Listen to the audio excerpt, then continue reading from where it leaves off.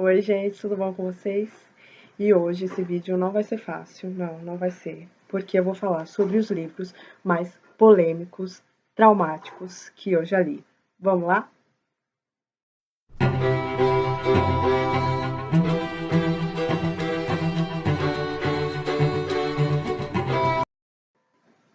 Bom, eu separei 5 livros para mostrar para vocês, tá?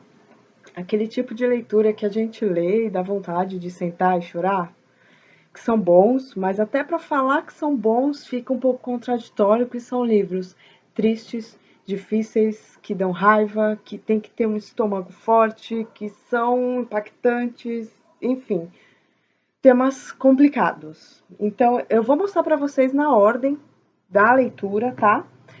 Vou começar com esse aqui, O Harém de Gaddafi, escrito pela Annick Cogian, tá? É um livro-reportagem.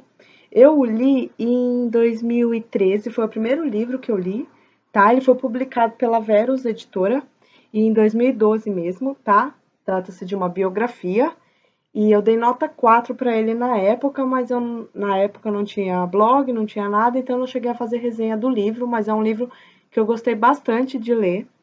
E ele conta nada mais nada menos do que a história da menina Soraya, que aos 15 anos tem o primeiro contato com o Gaddafi, que era um ditador da Líbia, né, já falecido, mas que era muito, sempre foi muito cultivado e por trás desse carisma todo, desse poder todo, dessa tirania toda, o que acontecia? Ele recrutava meninas, mas esse recrutar eram obrigadas, na verdade, elas eram raptadas de suas casas para viver num palácio de domínio dele e servirem de nada mais, nada menos do que escravas sexuais. A Soraya passou 7 anos assim, e bom, as famílias não podiam fazer nada, era como se fosse uma coisa normal, os pais, as mães já induziam os filhos, as filhas, né, a aceitar se isso acontecesse.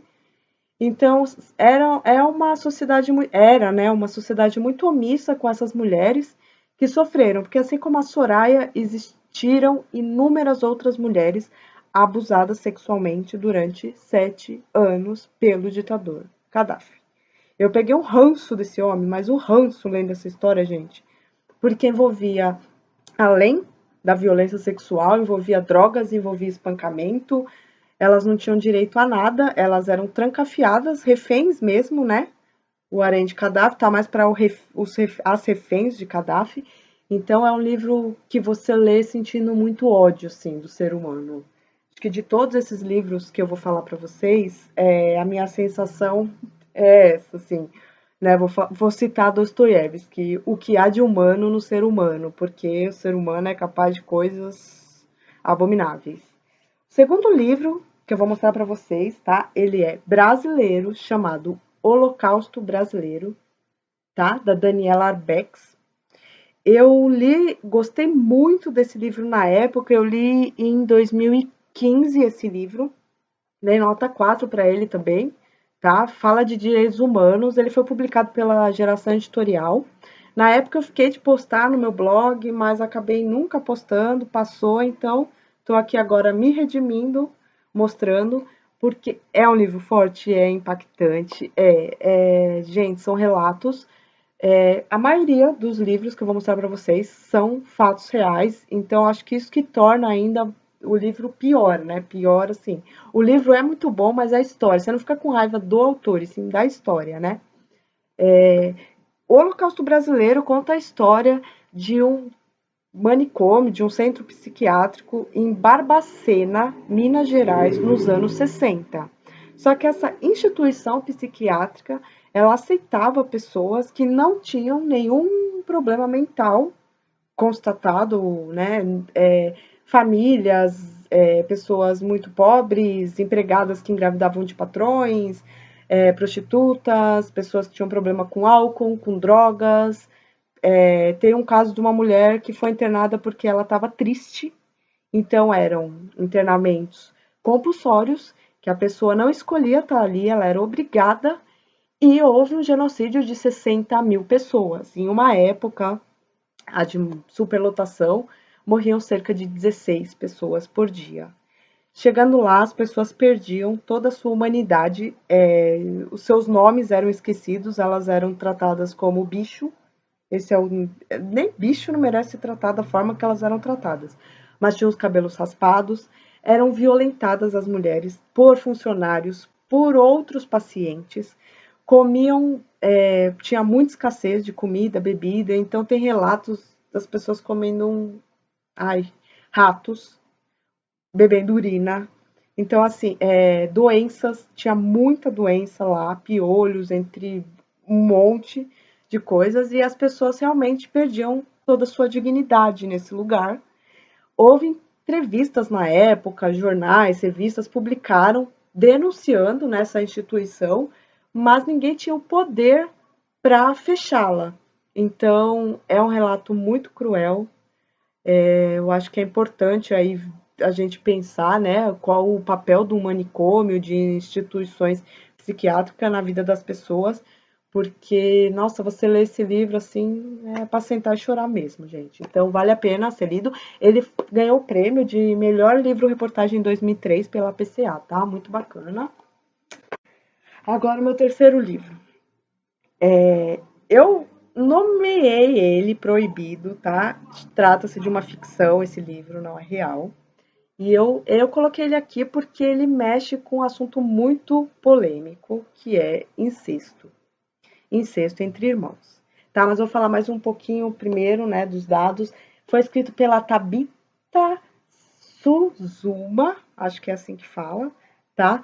Ele foi publicado em 2014 pela Valentina, tá? É um romance inglês, eu dei nota 5 para ele, que eu amei esse livro, gente, sério. Eu li ele em 2016, tá? Ele vai contar a história dos irmãos Locan e Maya. Ela tem 16, ele tem 17. Eles têm um pai totalmente ausente que abandonou a mãe e a esposa, né, e os 5 filhos e foi viver com outra pessoa. A mãe, que precisa trabalhar, tem um namorado, então ela não tem tempo algum para os filhos, ela é totalmente ausente e desequilibrada e tem problema com álcool. Então, esses dois irmãos mais velhos, eles meio que ficam responsáveis pelos 3 irmãos mais novos. Para não ter problema de separarem ele, né, o conselho tutelar, eles têm medo de que separem os 5, então eles fingem uma normalidade para todo mundo na escola, como se a mãe fosse uma ótima mãe, só que na verdade quem faz todo o serviço doméstico, paga as contas de casa, são os dois, né? E a partir daí é como se eles estivessem vivendo mesmo como um casal, como pai e mãe dessas crianças. E no decorrer da história, eles se descobrem apaixonados. Só que eles são irmãos. E não são irmãos de criação, não. Eles são irmãos de sangue. Então, é muito complicado, é um tema tabu. Só que não se trata de uma alienação parental, não se trata de um abuso por parte do irmão ou da irmã, que eu acho que acontece muito isso em casos de incesto. Não, eles têm praticamente a mesma idade e se descobrem apaixonados. Eu não posso contar a mais do livro, mas é triste, gente. É um filme, é um livro bem triste, bem triste. Só que ele é maravilhoso. Eu consegui entender o lado dos dois protagonistas. Os dois contam, né? São divididos em capítulos, com ele e com ela contando a sua versão dos fatos. E vale muito a pena ser lido, mas é um tabu muito grande, né? Agora, o quarto livro. Este livro eu li em 2016, tá? Só que ele foi publicado em 2007. É um romance americano, tá? Foi adaptado para o cinema, muito conhecido já, né? Precisamos falar sobre o Kevin, do Lionel Richver. E, peraí, é da Lionel, gente. Eu sabia que eu tava fazendo uma cagadinha aqui. É da Lionel Richver, tá? Publicado pela Intrínseca e é um livro maravilhoso. Maravilhoso, mas são 463 páginas de pura angústia. Por quê? Esse livro fala sobre Kevin, um menino que eu acho que posso dizer psicopata, que assassina 7 amigos da sua escola num determinado dia. E o livro ele é contado pela Eva, que é a mãe do menino, em forma de cartas, né, que a Eva escreve ao pai dele, que é um marido um pouco ausente, que passa a mão na cabeça do filho a todo momento, enfim. E a gente não tem resposta desse pai, então a gente não sabe aí o que aconteceu exatamente. Só que durante toda a leitura, a Eva tenta descobrir o que levou o filho dela a fazer isso, né? Quando ele já se encontra preso. E ela fica pensando se ela errou, se o marido errou, se a sociedade errou, quem errou. Então, é um livro, um thriller maravilhoso que eu acho que retrata bem isso, né? De quem é a culpa? Isso poderia ser evitado? Existe uma cura para esse menino? Então é muito forte. Eu assisti o filme, mas eu devo dizer que o livro é muito, muito melhor. Vale muito a pena ser lido, tá? Isso aqui, precisamos falar sobre Kevin. Esse ator é maravilhoso, gente. Adoro, tá? Vale a pena.